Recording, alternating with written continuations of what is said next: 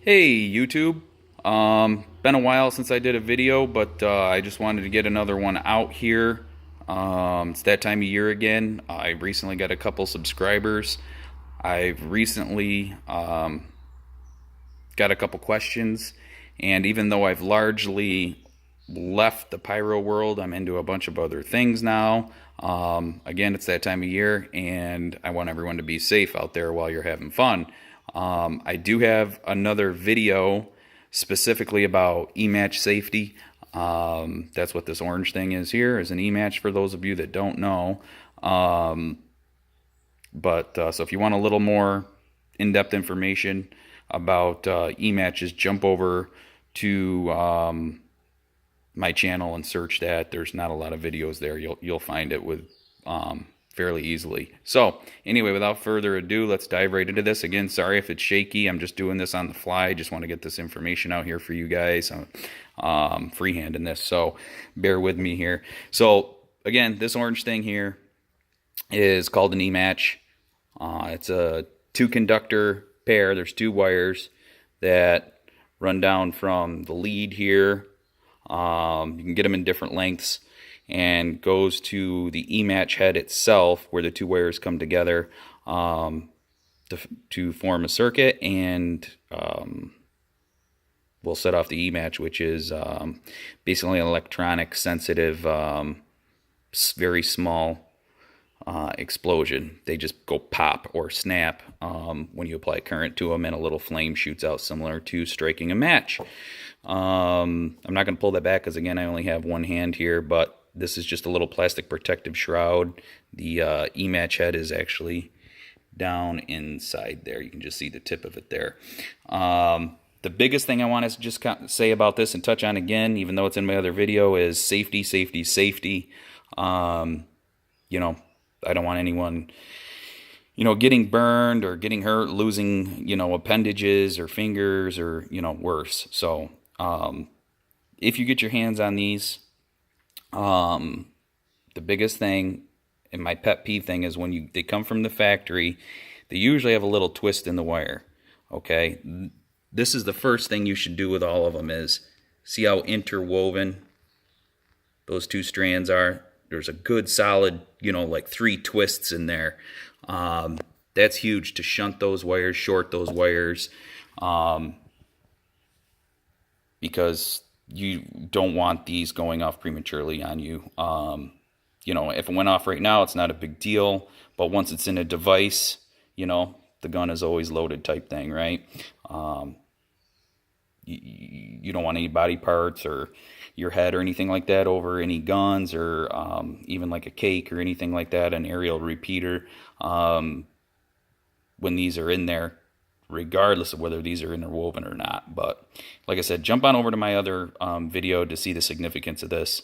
So first and foremost, make sure these are always well twisted, well shunted and shorted. That way you're not going to get any static electricity setting these off, okay? So a lot of guys are wondering how these e-matches are incorporated into devices. So let's just jump right in here. Some of the professional stuff and some of the stuff in the prosumer markets are coming quick matched, okay? Now, quick match looks like this here. This is just a short piece of quick match.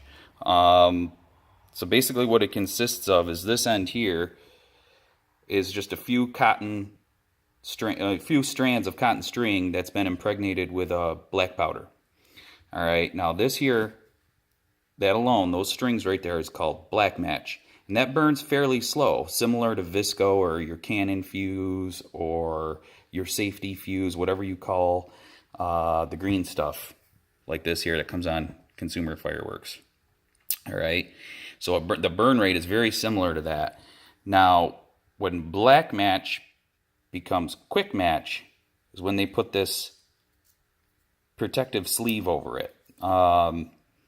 Basically, it's just physics. The way that it works is you light one end, and this is a paper tube, by the way, just like a paper straw, and it's been pressed flat, but So it's just a straw, and it's usually paper, and then this, they come in different colors, and it has this plastic covering over it to help keep it waterproof. That when it's laying in the dewy grass or something like that, a little moisture doesn't get the black powder wet, and then you have a misfire. So they are kind of waterproof. I don't like using waterproof, but they're water resistant anyway. So what happens is you light this end, and there's limited oxygen in here. So it can't burn this way because that's the way you light it from. So there's no fuel this way. So in order for this fuel that's in here to continue to burn, the flame wants to get to this end where all the oxygen is. This is the oxygen-rich environment. This is the oxygen-lean environment inside of this paper straw, okay? So when your Visco or however you light this, don't ever light this directly by hand anyway. This stuff burns at about 100 feet per second. There's a couple variations of it out there, but it literally explodes. It burns so fast. It's, goes crack, pop, whatever you want to say. It burns extremely fast. Between 60 and 100 feet per second is the general rule of thumb. Okay. So this stuff burns insanely fast. All right. So you always want to be cautious of that. Be aware of that. And yeah, so that's what black match is. That's what quick match is.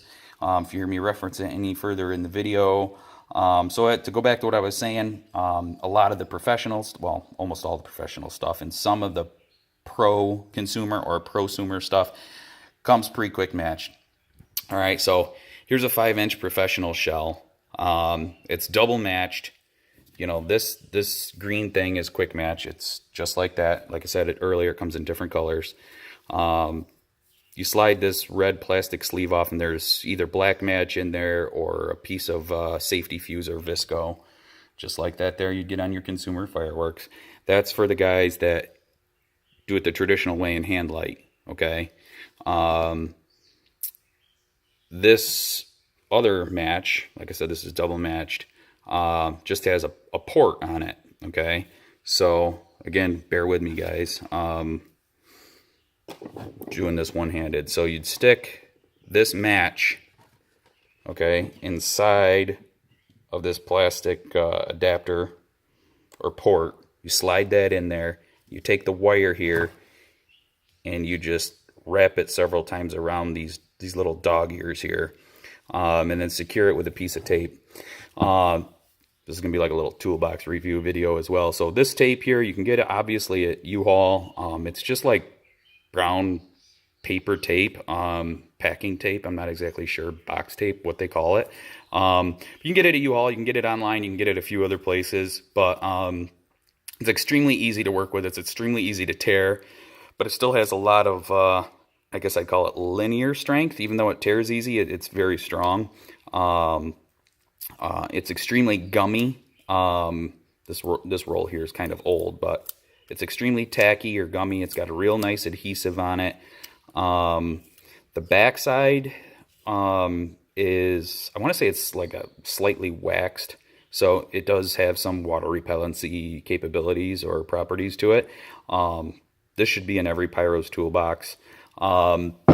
So let's get down to, aside from shells and stuff that, come with ports and stuff like that. Oh, and if you want to just, if you have a professional shell or anything like that that has quick match on it but doesn't have a port, and you want to use an E-match to electronically fire this shell from a safe distance, okay, that's pretty simple. All you do is you would cut the Visco leader off, cut into this somewhere, okay, just like say cut it here, as long as you got enough room to drop it down in your gun and still have a long enough lead wire coming out to hook to your transmitter or receiver rather, for your electronic firing system. All you're going to do is cut it, expose an end like that. You're going to take your well, I just jumped ahead of myself here, but you're going to take one of these pokes. We'll get to that in a minute. You just stick the poke down inside. You just stick the poke down inside here because there's usually two walls. So you can see there's like an outer straw or tube, and then there is an inner straw or paper tube. You don't want to obviously get in between these two walls and put your e-match here, because it's not going to pass fire to the black matcher inside of the quick match here. So you want to make sure you get inside of both those walls, and your e-match will slide right in there. You can tie like a little clove hitch around there with the actual wire lead itself, and then secure it in place with a piece of that there gummy U-Haul tape. So I guess onto some tools, and then we'll come back to how you do cakes. This is a pyro poke. Shout out to the late and Wild Willie. He was a member of the Kansas City Pyros. He was the, I'm not going to say the inventor, but he was the one that brought a lot of these to market, and they looked more traditionally like this. Willie passed away about 3 years ago. Hell of a great guy, so rest in peace, Willie. This is the style that Willie had available. This isn't one of Willie's. This is one I literally just made before I made this video. That's why there's no oxidation on this and it looks so shiny. And this one's here. This one's older. I used to sell these. This is black palm, turned on a lathe. I used to sell some of these higher end ones. Black palm isn't the best wood. Looks great, but it isn't the strongest wood. It's very weak. It's very susceptible and prone to cracking. So I made a bunch of these high-end ones, and there's hopefully a lot of guys out there still enjoying them today. Again, I since have moved on from pyro stuff and I'm into other things, but these are this is one I kept for myself because I wouldn't feel comfortable selling this to somebody and then having it break. So they come in different sizes. You can get online, just Google pyro poke, fireworks poke, or like brass awl. Okay, so basically that's what they are. Is they're a brass awl. Okay, now don't use one of these. This is a steel awl. Okay, the problem is you go sticking this inside of black powder, gunpowder, you know, it's steel. Okay, it's a ferrous metal. You could potentially lose a hand, lose whatever. It's not safe. This is, you know, you ever hear flint and steel? Well, they use that for a reason. It's definitely non-sparking. Okay, so don't use this. If you're gonna modify devices, by the way, which I don't condone. This video is just for informational purposes. Do not use a steel awl. Okay, that's a huge no-no. Brass. Get a brass awl. If you waited and procrastinated to the last minute and didn't, you know, and you need to get one of these online, but you don't have time to get it before, say, your holiday 4th of July show or something like that, you can make one of these. Go on down to your local hardware store, go into the plumbing aisle, and look for a brass float rod. They're 8 inches in length. It's a standard length, okay? It's a 1/4 inch diameter, which is the same diameter as the outside diameter of this protective shroud on the e-match. Get yourself one of these 8-inch brass float rods. It's threaded at both ends. This is, you know, goes in the toilet, in the tank of the toilet that sits on top of the toilet. Connects from your valve to your plastic float. All right. Solid brass. That's the key point here. And it's non-sparking. This is 100% safe to use. So like I said, it comes threaded at both ends. You know, it's up to you on how you machine it, hone it, put it an end on it. That's another thing I'll quickly point out is there's a lot of these brass awls, and I know they have them on Amazon, for example, for like 20 bucks. They have this long taper that come to a really sharp point. Okay, I'm not a fan of that design because, you know, if you're trying to match, say, like a 200-gram cake, something that's a small diameter, you know, you're gonna poke through the outside wall of that cardboard tube, and you're gonna keep on going out through the other side of the cardboard tube before you ever get up to the actual 1/4-inch diameter. So and they're very sharp, and you can stab yourself with them quite easily. So for that reason, I don't like the long taper. That's why I've kind of always been a fan of the short, stubby taper that you can see there. I'm not sure what the heck's going on with my phone. It's very jumpy. But anyway,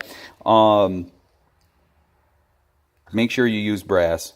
In a pinch, you can, like I said, go to a hardware store, get one of these brass float rods. You know, you can cut it in half. You have 2 4-inch, which is about roughly what these are.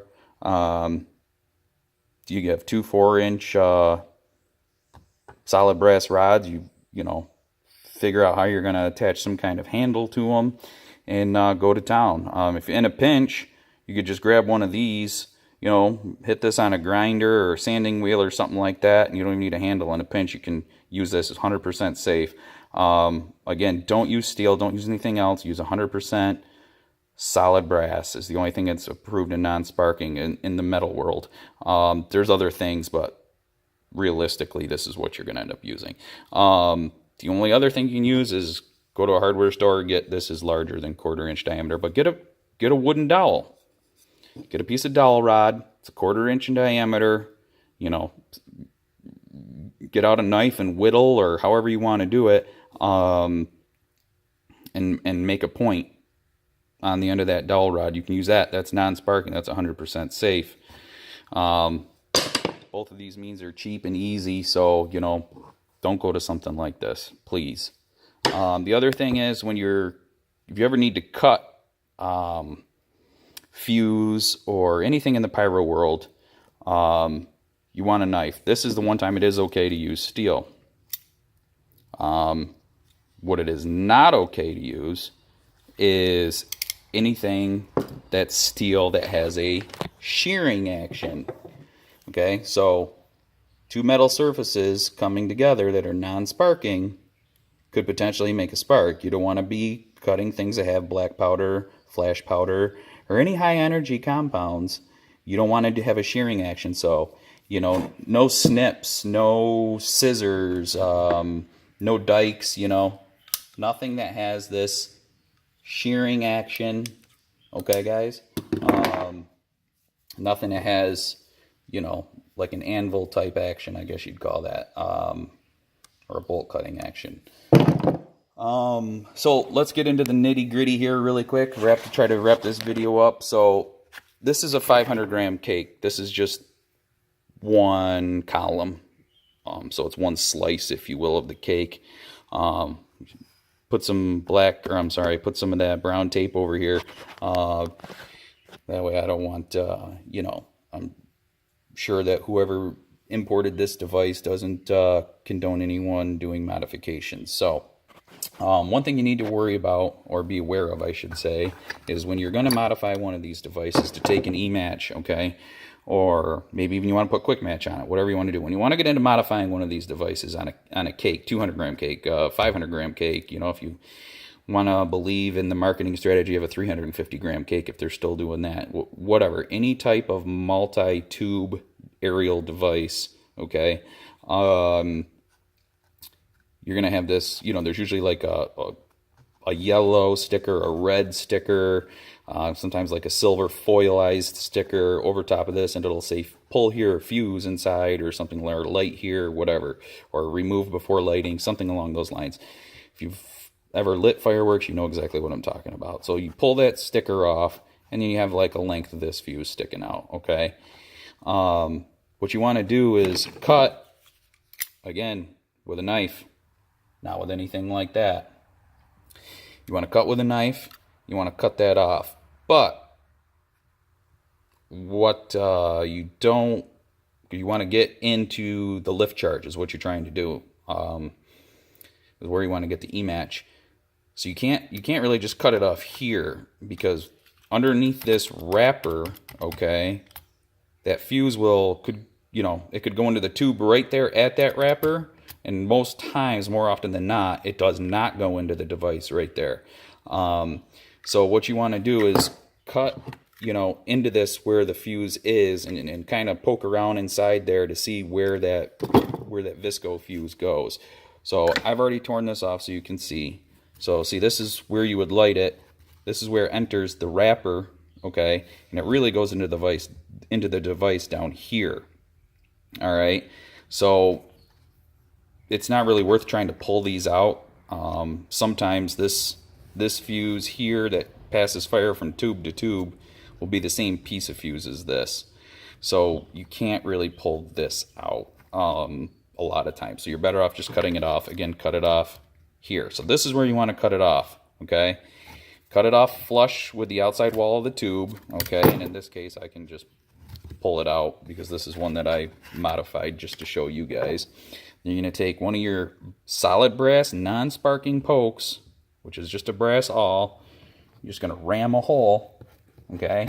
Now you'll hear a little crunch. That's actually the black powder lift charge, okay? Don't be alarmed. You're not going to set it off because you're using the correct tool for the job. 1/4-inch brass awl or poke makes a 1/4-inch hole for a 1/4-inch protective shroud. Leave the shrouds on these. It's a tight fit, which is actually what you want. You slide it down in till it's firmly seated, till you're happy with it. Okay. Then again, follow it up with a piece of this tape just for a little extra security. And you're good to go. All right, guys. I don't think there was anything else I wanted to go over. Sorry if this was a little long and drawn out. But hey, the information's out there. Everybody be safe this pyro season. Enjoy.